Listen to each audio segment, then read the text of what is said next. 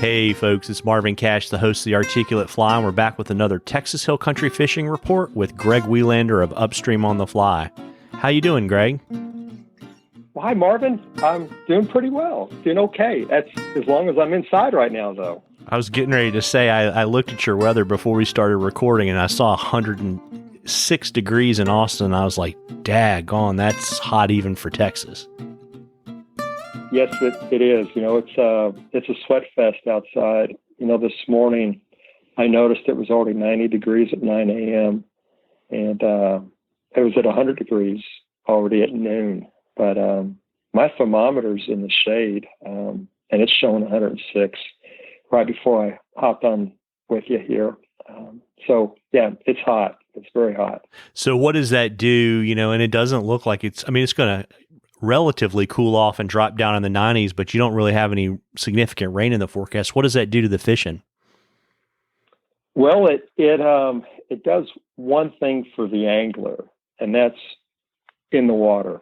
You know, get in the water and keep your days short. You know, fish first thing in the morning, or even, you know, the last couple hours of the day. However, you know, Austin issued an excessive heat warning today, all the way till 8 o'clock at night. So I think you'll be, you know, best is get in the water. Got to be in that water. So.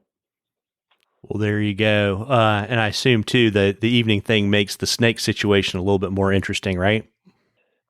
It does. You know, it's hard to, you know, you can tell the difference between a water moccasin and a water snake. You know, your water moccasins will be 100% on top of the water. So if you see a snake in the water, generally, if they're completely floating on top, that's a moccasin. If only their head or, you know, the first, say, quarter of their body's out of the water, it's generally a water snake. However, I don't like either of them, and I treat them both as a water moccasin, so I just try to get the heck out of there or stay away. But you know, this time of year, the San Marcos River is one of my favorite rivers to fish in the dead of summer, and that's because it's spring fed, and there's a lot of shade, a lot of trees along the bank, and it's actually been fishing really well over the last couple of weeks. So other than that, the Llano River, as long as you're in it waiting. However, you know, it's tough when you crawl out of the river about 2 in the afternoon and it's already at, you know, 106 degrees. It makes for a sweaty breakdown, you know, getting your rods put away and getting your boots off and such. But generally, you know, first thing in the morning or last couple hours of the day, if you want to be outside. And how does that translate into tips and techniques? Well, basically what we're looking at is first thing in the morning, you know, top waters are working. You know, I'm still, you know, I've got a favorite red and white popper that I just love. However, yellow also is working. And that also goes to the end of the day, okay, in the evening. So, you know, one of my good friends, Greg Yowes out of Austin, Texas, had texted me a picture last week, and it was a heavy bass. I mean, it was, you know, I'm going to say probably 3 pounds. You know, it's kind of hard to tell by looking at an image, but it was, you know, 3.5, maybe even 4 pounds. And he'd caught it last week in the evening, the last hour of daylight out on Lake Travis. And he was using a yellow popping bug that he actually tied himself. And, you know, in his text, he said, "Hey, I've been following along on the Hill Country Fishing Reports over on the Articulated Fly." And he said, it's actually been paying off. He said, I had a good time out on Travis. And then I also had a good couple of weeks ago, he went out on the Llano River. And that was before we started getting in the century mark. But it's a feel good when you've got somebody reaching back out towards you and said, "Hey, I'm following along on your reports." But, you know, this time of year, rear band cichlids are a lot of fun. That is it's the only native cichlid in the U.S., and we're lucky to have them here in Central Texas. And another friend of mine, a lot of guys know Matt Bennett. He's goes by Fly Geek.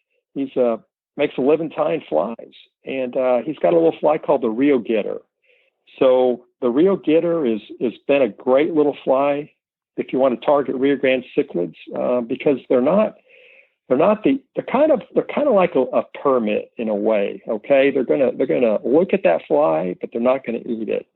And trying to get a Rio Grande to eat, got to have the right size fly. And he ties up a little size 14 Rio Getter is what it's called. And there's a lot of other little flies. I'll tie up a little hybrid carp fly, and it'll have a little worm for a tail, and I actually use a little rubber squirmy worm, probably like half-inch long, and I'll tie that on a little jig hook, like a little size 10 with a little bead or a little dumbbell eye on it, and the collar's palmered with a little feather, a little hackle.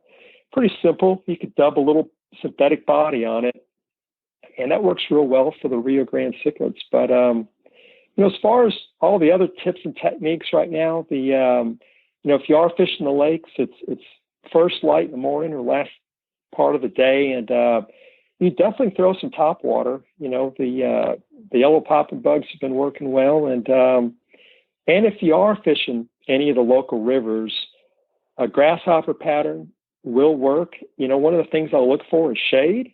Have a shady bank, some overhanging trees, and I'm partial to the lantern bug, but there's a lot of different hoppers out there, and even little sliders, little deer hair sliders will work as well. So, but during the daytime, when you're fishing still water out on the lakes, you got to put on a sinking line and go deep, and throw some crawfish or some shad patterns.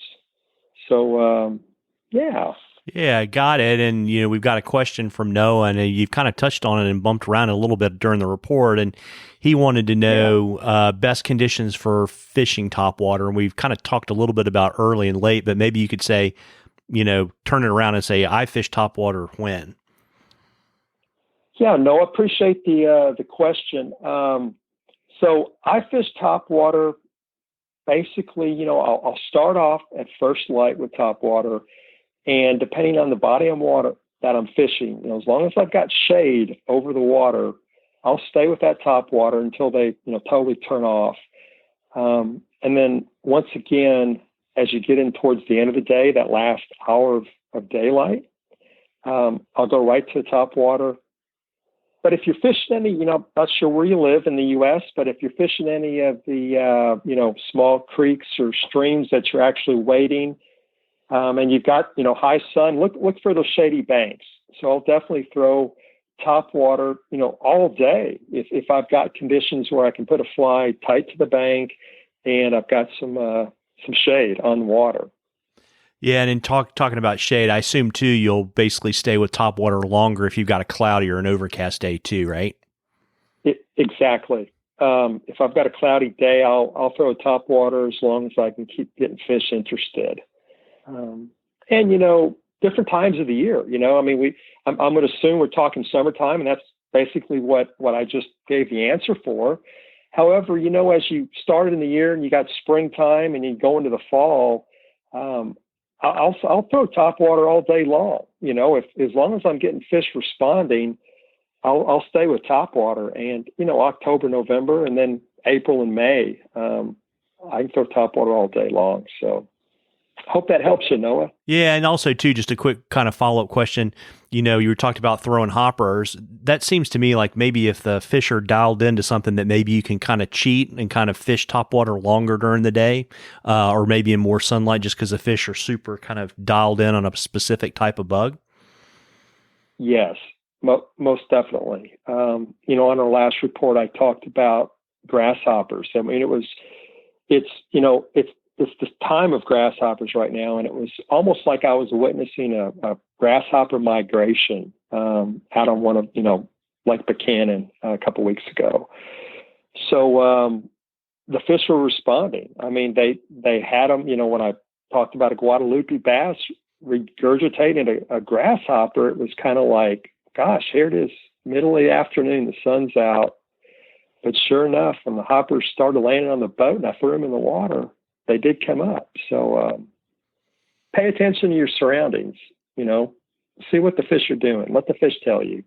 It's always worth watching before you get into any water and start fishing. Yeah, absolutely. And we love questions at the Articulate Fly, everyone. And so if you send us a question, probably the easiest way is to either hit us up on the Articulate Fly Facebook page or in our Instagram feed.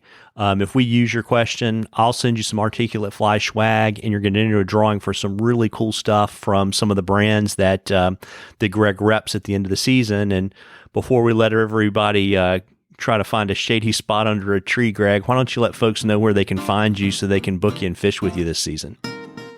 Well, sure. My website, upstreamonthefly.com, and then out on social media, both on Instagram and Facebook, I'm Upstream on the Fly. Well, that's awesome. Well, listen, folks, it's hot. So, you know, the thing is, be smart, get out early or go out late, but be sure to drink a ton of water. Get out there and catch a few. Tight lines, everybody. Tight lines, Greg. Thanks, Marvin.